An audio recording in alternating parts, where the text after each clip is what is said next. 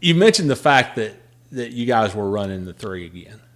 Was there any kind of conversation about that, or was it just Richard saying, hey, we're going to bring it back, and this is my grandson, and that's why we're bringing it back? Or was there any kind of conversation about it? Well, I mean, and to be fair, obviously wanted to bring the 3 back just for Now, he'd nostalgic purposes. He'd already been running. Oh yeah, Austin had run that several times. Yeah, he'd run it Xfinity, dirt, okay. legend cars many times. Okay. But also too that, and I think everybody thinks it's not a cliche, but just something they just came up with. Austin really does look up to Richard 100%. I mean, in a lot of ways, and Richard's number being number 3, Austin, he carried that on, not just because of the RCR legacy of it, but he also did it for his grandfather too. He liked so it wasn't as much. It was Dale Earnhardt, of course, but it was also Pop. Yeah, there was also other reasons for it. Yeah. But I mean, still, it came back, and it wasn't like, I mean, Richard was really nervous about it just because of the fact of knowing how it was going to be accepted throughout the community. Of that number should be retired, you shouldn't be bringing it back, don't make it black, change the font. I mean, many things. A lot of people were excited to see it back on the track, but a lot of people, hardcore guys, thought it should have never been back. So it was always like that. You were serving as the manager of the Xfinity program when you were released in April of 2017. What happened?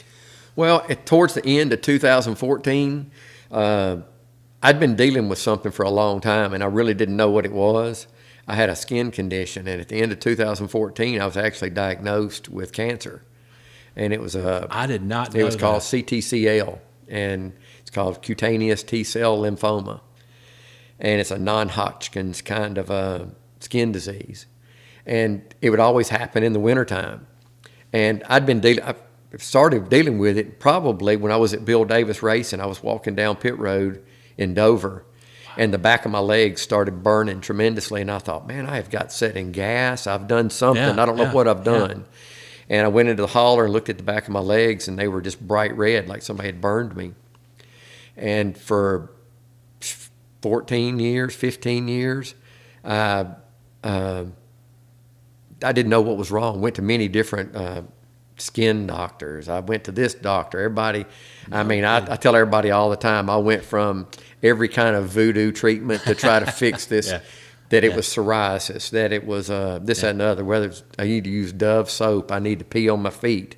I mean, something stupid, you know, and I didn't know. So it started getting much worse to where I started getting different boils on my arm and different things, and I just did not know what it was.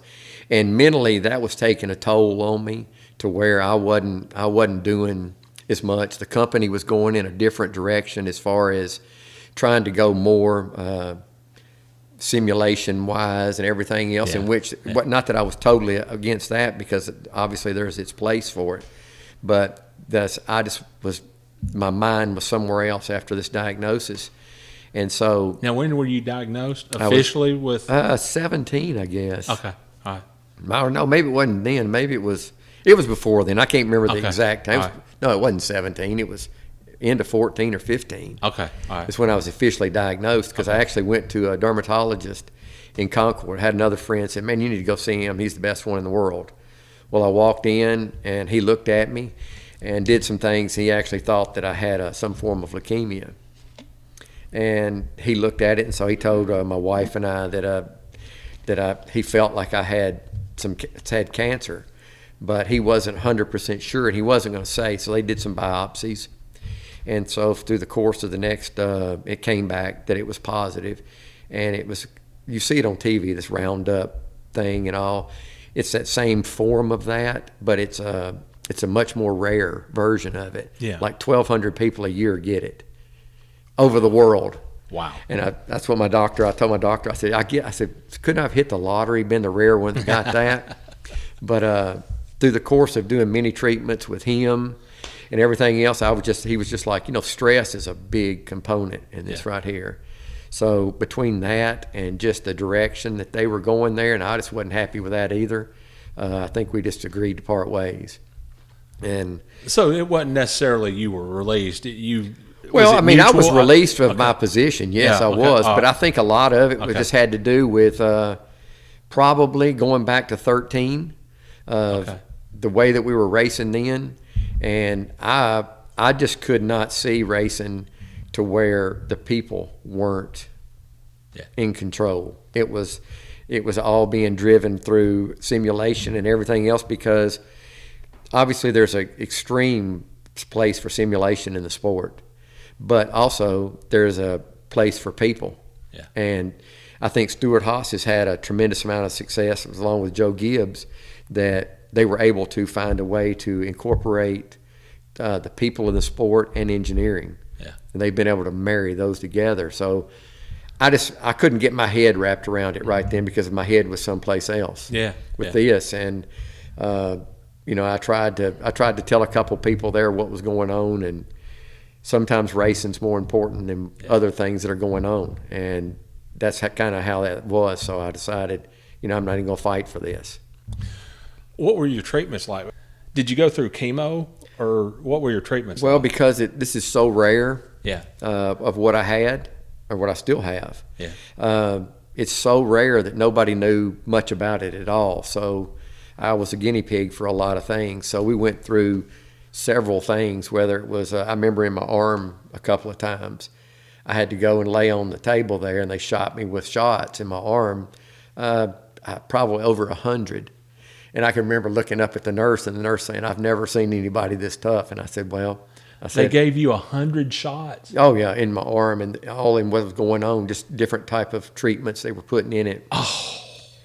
So we did that for a little while, and there was nothing really going on there. So we went through light treatments, which is basically a tanning bed. Instead of it laying horizontally, it stood up. Yeah. And so you go and stand in there. But basically, I won't get too graphic in it, but it was a full body thing for me. So basically, the doctor's like, "Well, you've got a couple things that you really don't want this ultraviolet light on, and so you handle it ever how you want to." So I used a pillowcase and on my head and a sock somewhere else. So you had to get a full body treatment. So That's I know not funny. that's not a visual That's that you not really funny. want to look at. Oh, it was funny. It was funny. Believe me, I laughed about it. But there's a lot of things that we tried, because he was trying to get me to see a doctor at Duke, and she was actually out on a medical emergency herself. Her name is Dr. Olson. And so because I couldn't get to, she was the leading expert, or is the leading expert in CTCL in the country and in the world probably. She's on the leading edge of it, talking with anybody in the world about it and everything else. So fine, had to go to Levine Cancer Center in Charlotte for a little while, and they didn't have any good answers of what to try. And so about a year later, in probably into 17 or 18, I got to start going to Duke, and got in their program there, and was kind of a little bit of a guinea pig on that deal too.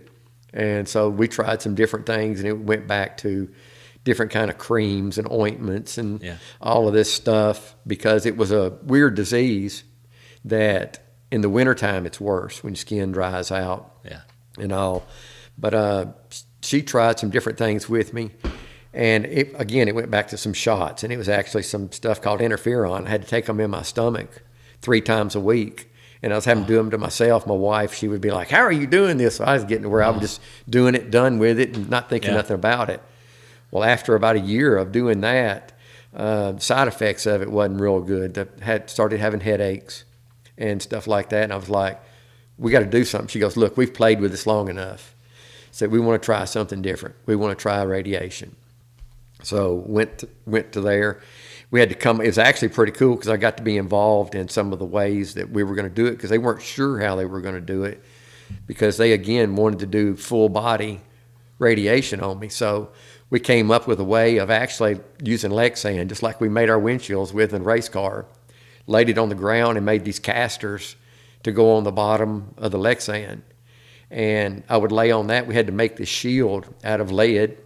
I was used to working with lead and racing, so I had to make a lead box to go over my head. And you had to make this for yourself? I didn't make it for myself, but we went through. They made it, but we were like, I'm like, well, we use this and this may work. And so they got it. They actually put it together and did it. So she said, we can either do this easily, where you can drag it out over a course of time, 2 or 3 weeks, a month, 2 times a week to come and do this, or we can hit it hard every day for 2 weeks. I said, well, you got to go to Raleigh. It's 2 hours from here. Let's hit it hard. Let's do it. So for 2 weeks straight, we went up there, and you just have to take all your clothes off, lay on this piece of Lexan on the ground, lay for like 45 seconds on your back, 45 on your stomach, and they'd turn that thing on, and hair on your legs and everything would stand straight up. I mean, would it really? Oh yeah, it would just be. It wouldn't hurt, but it was just like it's like being in a magnetic field. And so we did that for a couple of weeks. And now, when was this? That was in probably 18 to 19, about 19. And so we did that, quit all the shots and everything else, and just had some cream. The side effects from that were pretty bad for a little while. Just the radiation was tough, because it affects your joints. And because the first day when I came home, after 2 weeks, I came home. I was on the tractor out here working with the cows, moving hay. Didn't think nothing about it. And the oncologist called me and said, "How you feel?" I said, "Feel great, no problems." He said, "Next couple of days, you're going to need to take it easy." He said, "It's going to hit you." Well, almost to clockwork, the next day, it wiped me out for like 2 or 3 days. I was on the couch. But, I mean, my wife took care of me 100% through the whole thing, and every day she drove me up there, was my cheerleader, so that was good. But it's been an experience. But I went for a checkup at the 1st of December, and she said, "You're all good. I don't need to see you for another year." So, I mean, right now, she said it's not a disease that you will die from mostly, but you may die with, but it can be chronic. But for the last couple of years, hadn't had any issues with it. So I've tried to de-stress my stuff by messing with cows and chickens and helping an old farmer over here. He's got 300 acres and 60, 70 cows too. So I've been helping him. I've been learning a lot of new things. Made a serious mistake of letting him know I could work on tractors. But that's kind of where I've been doing. It sounds like you approached all this like a racer. You were going at it and seeing what worked and seeing what didn't and offering ideas. Exactly. I mean, you had to, because the fact of they were obviously way smarter than I am, but some of the things that we were trying and some of the things that we were doing, I think I was able to give them feedback. You're right, just like in racing, things that we were trying that they were sharing with other patients that were working with them, and obviously some of the stuff that they may be doing was working with me. So it was a good bad experience, because I learned a lot of things, and it teaches you some situational things that probably I didn't take time to look at. And so, I've sit back and I listen to all my friends that are still in racing and talk about it a lot. And I've got a good friend, PJ Bryant's got a shock company that he stays in touch with all the late model guys. And so I'm paying attention to what's going on still, but from afar. Your son Ford is working in the sport now. What's it like watching him doing his thing in an industry that has been such a huge part of your life? What's it like watching him doing his thing? I tell you, it's a lot of fun, because the fact of he was in the garage with me at Daytona when he was 3 months old, 4 months old. And he never missed one. And he went to many, many races, and we'd get to the track and I would never see him until we get ready to go home. He knew what time the garage closed. And I'd ask him, "Where have you been today? What have you been doing?" "Well, I've been in the MRO truck. I've been in the MRN truck. I've been in Wow. in the booth upstairs." I mean, he's been in NASCAR control. I said, "How'd you get in there?" He said, "I just went." He figured his way out how to get through all of it, so he knew everybody, knew where to go. And he was like one of the first ones, I think, ever to sit on the pit boxes week in, week out when he was there. And because a lot of races, we'd get the call down before the race. I can hear John Darby on the radio right now, because he called me Gilly. John would say, "Gilly, get Ford off the box." And so I'd have to get him. That's pretty good. Yeah.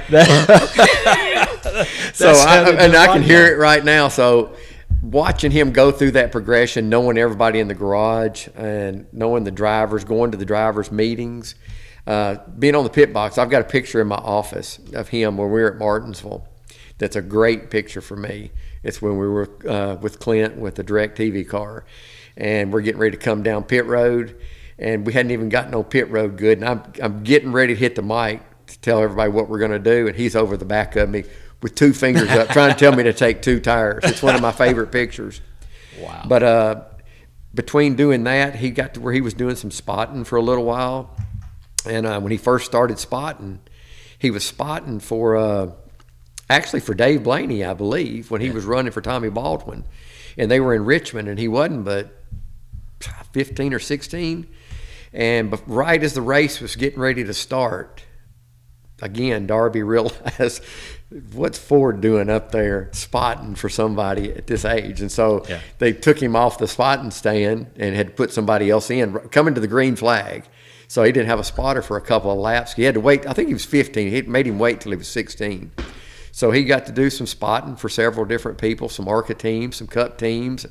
He was with William Byron when he won the championship. He spotted for him several times when they had some events where they didn't have a spotter. So that was cool to get to watch him experience that and see some of those moments. But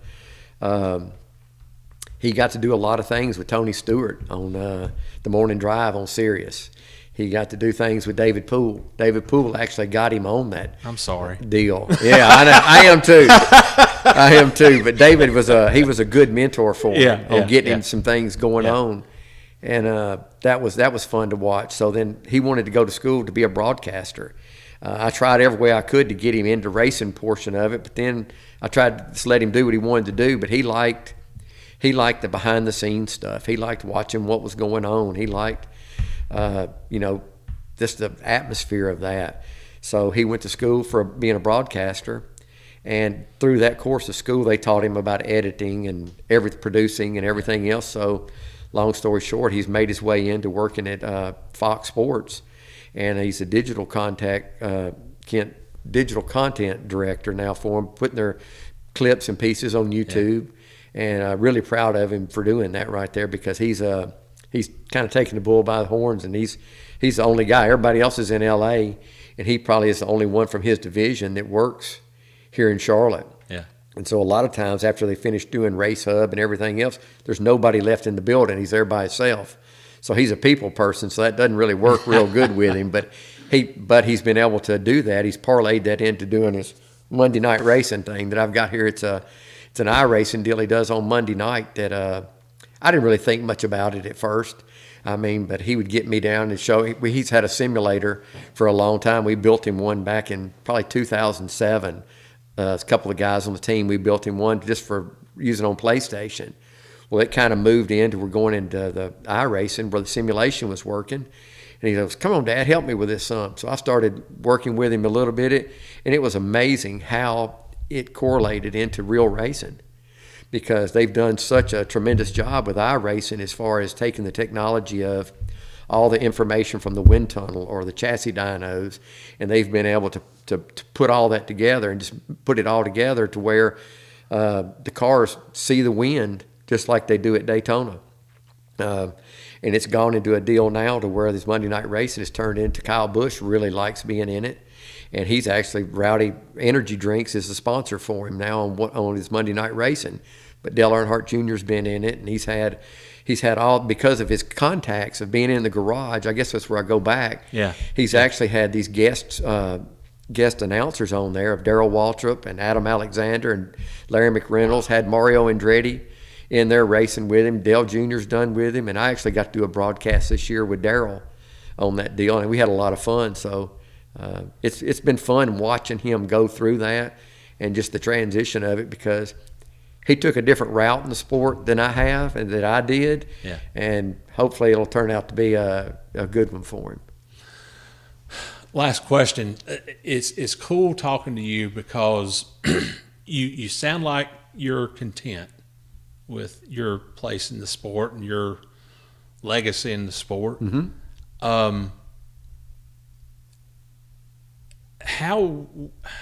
What's the best way to put this? given the right circumstances, would you ever go back to the sport? You know, I've actually talking to somebody at a Trans Am team right now. Yeah. That's going and talking to them about I'm just thinking about it because I really am enjoying what I'm doing right now, spending time that I've never had in the last 40 years and everything else. But the things about the sport or where it's going right now is, obviously I hope the sport keeps going and grows and gets back to the level where it was at.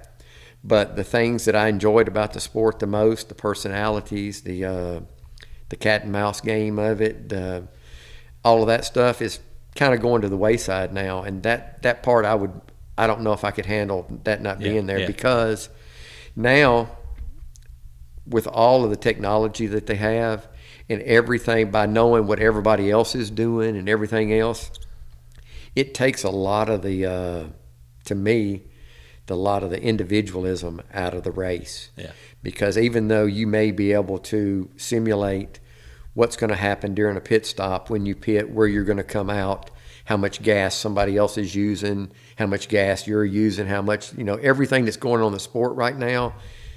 I hate to see the part of the sport die to where when you wreck a race car on the track and you come on pit road and you not only fix it, but you fix it to your advantage. And that kind of stuff, because when you start losing the people that this sport, that built this sport, that carried your Robert G's, there's nothing like watching a guy like him take a chrome bumper off of a Nova and narrow it 8 inches and you not be able to tell it. Wow. That goes way back. That shows my age there. But whether the craftsmanship of the bodies, the twisted bodies, if you look on Facebook and all these groups all the time, it'll show some of the cars, especially through RCR. We did a lot what those guys did in our shop. They called them the banana cars. They looked like they'd been wrecked when we showed up at the track. Yeah. Because that's a funny story too, because Richard was always trying to save money. Well, so he would be right at the truck trying to get them to implement new rules, whether it was the new templates or whatever else. Well, he was trying to do things to get new templates to make them do, and we were in the fab shop trying to find ways to get around them immediately. And so that's when the twisted car really came about right there, when they were really looked like they were just like a banana going down the track. So that stuff I'll miss. Yeah. The driver aspect of it now, it's like right now what you're going to have if these guys aren't given a little bit of open book, just some. If Kyle Larson shows up and he has a Corvette and everybody else doesn't have a Corvette, he's going to kill them. And you got to have, if all the cars are identical all the time and you don't have any room to do anything differently and everything's choreographed, the results are going to be too much the same for me. Yeah. Because I always look at it in this scenario. Jeremy Mayfield outran Dale Earnhardt at Pocono because that 12 team came up with something that particular weekend that enabled Jeremy Mayfield's talent to rival Dale Earnhardt's. It wasn't because he was so talented. It was just he was sitting in a better race car that weekend because that team was able to innovate something that nobody had at that moment. And I just hope that it doesn't change that away to where your guys that are mid-tier drivers can't outrun the top-tier guys because the team couldn't find an advantage, because it is a team sport. So that portion of it, I don't know if I could handle not being able to do some of that. Obviously, I want to see the sport go on, and everybody says, they're going to really crack down on the cheating and everything else. Well, they're going to crack down to where the stuff's not going to be very obvious. But don't let nobody kid you. There's going to be advantages found, gained, lost in this sport. And the teams that stay on top of that the most are the teams that are going to run the best. And it'll be one organization that doesn't just live on simulation. They're going to live on ingenuity. Because I've always said, if they would have tried to go to the moon with that NASCAR garage area, we would have got there 15 years sooner. Because the guys that are there are just that talented. Yeah. And it's been a pleasure my whole career to the people that I've gotten to meet and things that I've gotten to see and the creativity. that has helped me in so many ways in my life. It's hurt me in a lot of ways. My wife will tell you it drives her crazy on some of the stuff that I want to do and how organization. I've tried to back off of that some because I get told by these guys right here all the time, man, we're building a cow barn. It's not down to the thousandths. It's a quarter of an inch. All right. Throw me a little bit of a bone. All right. You wouldn't tell me about the pole winning car, the Daytona 500 car. So what Jeremy's car have? What I don't know what they did that weekend. I really don't. Man. But there's all kinds of things through the progression of the. It was worth a shot. Oh yeah, it's worth a shot because there's several things that have gone on in the sport in the last 10 years with the skewing of the cars. Yeah. That everybody just from the outside looking in doesn't realize the ingenuity that's gone into it of how to try to make the rear end twist under those race cars. Yeah. Whether it just started with something as simple as softer rubber in the front of the truck arms, or truck arms that would bend on one side and not bend on the other, or floating rear end housings. We had a floating rear end housing that we had under one of our Bush cars up there where they would twist just like a dirt car. Wow. That was amazing for a little while. I think it was Bud Moore who said, every week I go to the racetrack with 10 things on my race car. Yeah. That I've done, that I've engineered, that I've figured out, pushed the envelope on. And I think he said if NASCAR finds 3 of them, then I'm still 7 to the good. That's right. And Chris Hussey, we talked to him, and he said that they would do things that were kind of obvious so you would catch that, but the things that they really cared about, they hid them a little bit, so all the attention was, Oh, exactly. I mean, one of the big things for Daytona forever is you'd show up down there with the rear bumper cover as sharp-edged as you could make it. It would cut you if you touched it. And immediately the inspectors would be right on that. You'd see everybody over there rounding those edges off some. Well, in the meantime, you've got windows that'll fall down. You've got air that's leaking through a package tray. You've got there's so many things that are going on, and I mean, there's no way they can catch it all. There's 24 officials there, and you've got 300 guys in there that are so talented, it's unbelievable. Yeah. That they're not only watching what they're doing, they're watching what other teams are doing. And most of the things that were caught, and unfortunately, people would go and turn you in on things. And that, to me, that was just, that was totally off limits. You didn't go and throw somebody else under. If they showed up and they had something that was better than what you had, you went home and recreated it, made it better, did the same, but you didn't go to the truck and throw them under the bus. That would just, to me, that wasn't part of the game. That was just, you got to go home and work harder. They worked harder than you did that week. You got to go back and tell your guys, okay, this is what we saw. Yeah. This is what they did to their car this week. Get the guys in the shop thinking about it, and say, look here, we've rested on this thing that's worked good this week. It's not any good anymore. We got to take it to another level. Good deal. Good deal. Cool. Anything else you'd like to get across? I mean, just things that I think people are going to miss in this sport that I'm so glad that I got to be a part of. I really wish that I'd have been in there 10 years before I got to be in it, just because of the fact of some of the real pioneers of the sport, because there's so many things that have happened in this sport that now when people come in straight with an engineering degree, say, we're going to try this, try that, we'll say, we've tried that. Yeah. It didn't work. Yeah. It didn't make me smart because I said that, but it made the guys that came before me smart because we knew that they had done it. Yeah. Whether it was whoever, they did it on Pearson's car, Petty's car, Yarborough's car, whatever.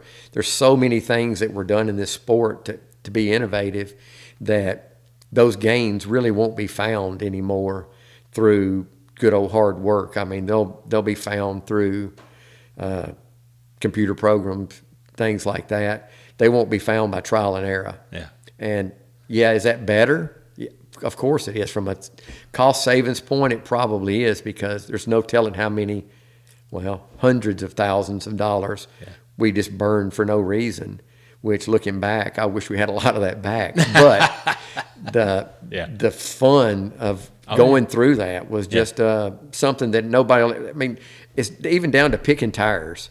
The tire guys will never know what it was like to show up at the racetrack have to get into a tractor trailer where it's at Talladega, it's at Atlanta, it's 150 degrees in that trailer.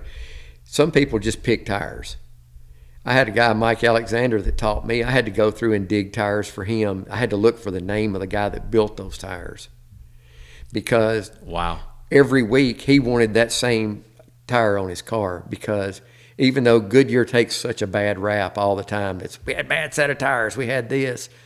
You never hear about Goodyear when they did something, when the race went perfect. Yeah. You only hear if the tire blows or if they don't wear out fast enough.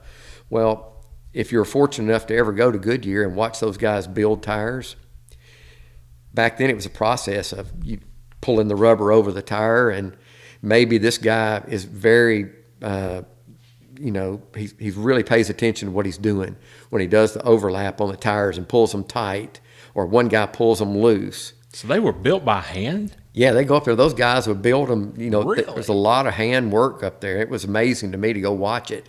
And actually, and it's escaping me right now, but I actually got to meet the guy like 15 years later, whose tires I would have to look for all over the Southeast in them trucks for Alexander. He was still building tires there. But not saying that one set was better or worse than the other, but I really do believe to this day that some of the individuals that were building the tires just had different techniques. Yeah. And you kind of got used to those techniques. Yeah. And went setting the car up, because those tires may turn better, they may be whatever. They might not vibrate as much, who knows? Yeah. The stagger may stay more consistent back when they were bi-sply tires. But stuff like that, that's the things that I hate seeing going away, and doing shows like this, and especially somebody like, we've mentioned Chris Hussey a couple of times. If anybody doesn't follow him, they should, because the pictures he puts online, I don't know where he gets them all. Yeah. But his knowledge of the sport and the things he puts on, he's trying to keep it alive. I mean, obviously he's at Petty Enterprises up there, being family, but the stuff he puts on, he's not letting the sport die. And that's what I hate to see. I don't want to see the legacy of this sport die, because there's so much that, heck, I mean, I loved about it, still love. Hey, man, I'm trying my best. I know, that's why when you said do this, I wanted to do it, because awesome. You were talking about digitizing all the series of these magazines. I think it's an awesome thing, because anybody that wants to be a historian, anybody that wants to be a student of this sport needs to read those magazines, because that was, like I told you earlier, that was the highlight of the weekend when the Winston Cup scene came and hit the back of the truck. Instead of everybody standing around looking at their phone, everybody was looking at that magazine. And that was our lifeline to what was going on.